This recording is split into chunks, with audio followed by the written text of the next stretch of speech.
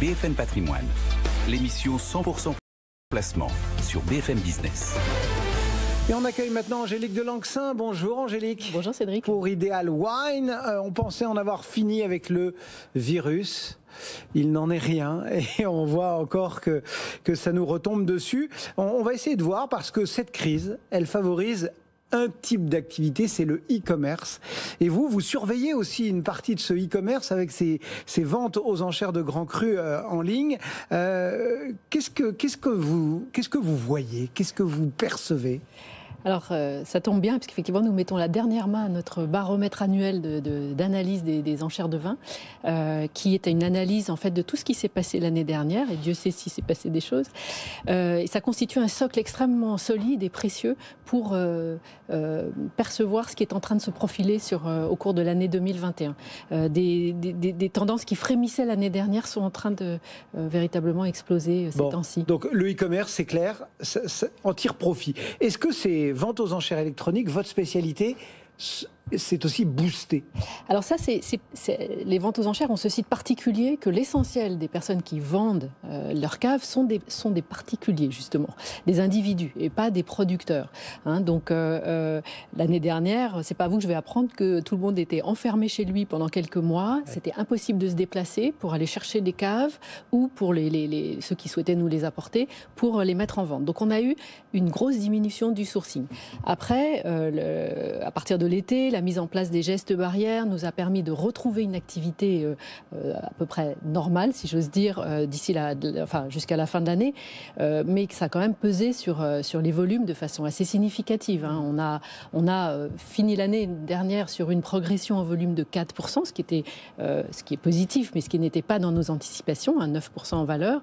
En revanche, e-commerce, je vous rejoins sur la partie e-commerce de notre activité. Là, la croissance a été très très importante. Ça, c'est pour donc 2020. Ça se poursuit sur le même rythme? 2021 s'annonce. Alors, les premiers mois ont été. Là, on achève tout juste le premier trimestre, donc on est encore dans des estimations. Mais en termes de vente aux enchères, là, on est sur une augmentation des volumes de 15%. Donc, on a retrouvé un rythme extrêmement favorable.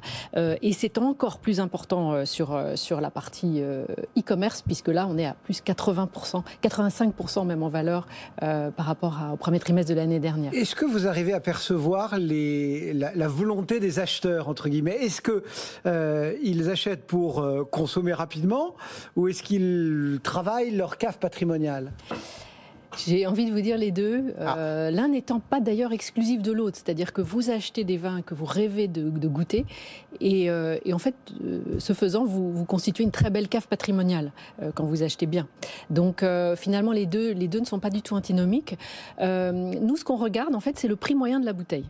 Donc dans la partie e-commerce, aujourd'hui, on est à peu près à 50 € de prix moyen de la bouteille. Ce prix avait beaucoup baissé si on regarde les 2 mois de confinement très strict de l'année dernière, on était tombé vers 41 €. Ça reste élevé, mais pour notre activité, c'était assez significatif cette baisse.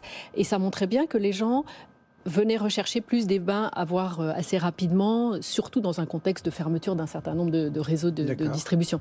Aux enchères, on est à plus du double. On est à plus de 100 € la bouteille aux enchères. Et même dans des cas de collection particulière, de caves extrêmement prestigieuses, là, comme on a eu ces derniers jours, une cave qui s'est clôturée à plus de 300 € le prix moyen de la bouteille adjugée. Et ça ne décourage pas les bonnes volontés? Bien au contraire, parce que si on voit au niveau des prix, on a des prix qui sont relativement stables sur les grandes signatures classiques, en croissance sur des noms beaucoup plus pointus. En revanche, ce que l'on regarde, c'est le taux d'exécution dans les ventes aux enchères, c'est-à-dire la part d'une cave qui est vendue dès sa première présentation.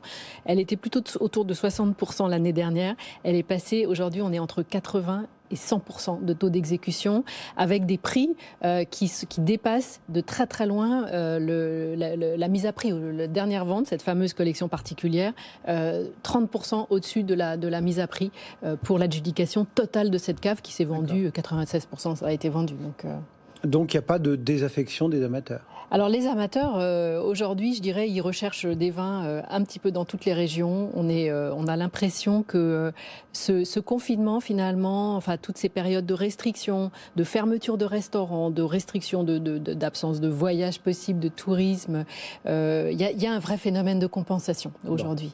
C'est très certain.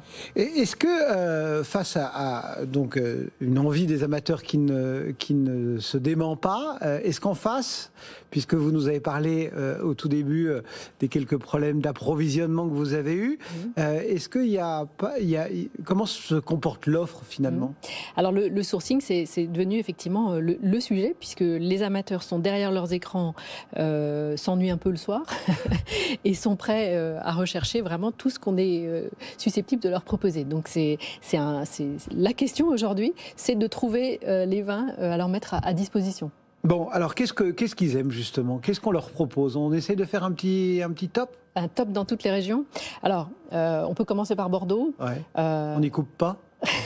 On est obligé, ouais. Bon, alors allons-y. Un peu blasé. C'est pourtant une valeur sûre. Je dirais que pour reprendre des mots en termes patrimonial, on peut parler d'une valeur père de famille. Bordeaux, c'est vraiment les grandes signatures qui sont renommées dans le monde entier et qui constituent du coup des valeurs qui s'échangent relativement de façon liquide et relativement facile. On attend d'ailleurs à cet égard la sortie du millésime 2020 en primeur, qui suscite beaucoup d'attentes parce que la qualité a l'air d'être là, les volumes pas toujours. Donc on regarde. Donc voilà pour Bordeaux. Alors Bordeaux, on a quand même des noms qui sont. Si on regarde en fait dans nos palmarès justement, dans ce qu'on va lire dans le baromètre, on a plusieurs angles de vue.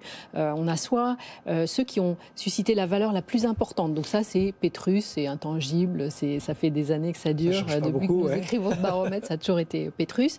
Ensuite, en termes de nombre de flacons échangés au plus haut, c'est Mouton Rothschild qui s'impose. Et puis si on regarde la progression en valeur, c'est Cheval Blanc. Bon. Et puis je ne résiste pas à vous parler de Château Figeac qui a un cercle d'aficionados de très longue date et qui affole véritablement le marché depuis quelques millésimes. Bon, la Bourgogne? Alors, la Bourgogne reste la référence absolue, c'est elle qui a aujourd'hui pris la tête en termes de valeur dans les échanges adjugés aux enchères. C'est d'ailleurs une bonne indication sur le plan patrimonial de ce qu'il faut aujourd'hui rechercher pour une cave d'investissement entre guillemets. Donc là, on a le domaine de la Romanée-Conti qui n'a pas eu besoin de plus de 443 bouteilles pour s'imposer en termes de valeur échangée sur le marché. Mais on a un très beau challenger qui est le domaine Leroy, qui lui a vendu la plus belle, la bouteille la plus chère cette année, un Musini, enfin l'année dernière, un Musini 2001 qui s'est échangé 17 499 €. Et puis, alors on a l'émergence, je vous parlais de phénomènes qui explosent, le domaine Bizot qui aussi est en côte de nuit et dont un magnum du millésime 2009, c'est un domaine qui est produit de façon assez naturelle, donc ça c'est une tendance très lourde du marché. Donc ce millésime 2009 a dépassé les 5 000 € il y a quelques jours dans notre vente aux enchères. Un petit tour dans le Rhône aussi, je ne sais pas si on aura le temps de tout faire, mais Alors le Rhône, toujours trois ténors, Château Rayas, Jean-Louis Chave, avec un nombre de plus de 2000 bouteilles échangées, compte tenu de la rareté des vins, c'est une performance d'en trouver autant sur cette plateforme. Et puis Guigal, évidemment, en valeur sûre. Et à Tavel, le domaine de Langlore, qui bondit à la 5e position des domaines les plus échangés l'année dernière. Un petit mot de la Loire. Alors la Loire, vous avez la grande référence, le Clos Rougeard, et le phénomène, c'est les jardins esméraldins, tous les deux à Saumur.